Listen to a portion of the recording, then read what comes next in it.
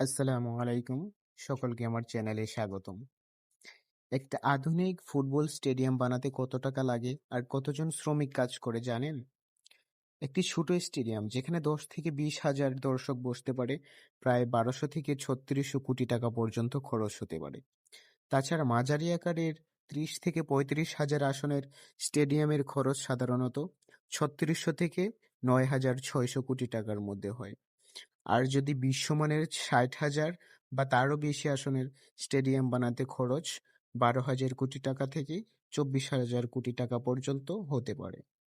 নির্মাণ কাজে সরাসরি পরোক্ষভাবে সাধারণ ১,০০০ থেকে ৫,০০০ জন শ্রমিক, প্রকৌশলী, স্থপতি এবং টেকনিশিয়ান কাজ করেন।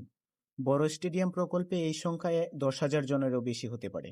একটি আধুনিক স্টেডিয়াম নির্মাণে সাধারণত ২ থেকে ৫ বছর সময় লাগে। খরচের বড় অংশ কংক্রিট, স্টিল, ছাদ, আসন, আলো, বিশাল স্ক্রিন, নিরাপত্তা ব্যবস্থা এবং পার্কের নির্মাণে।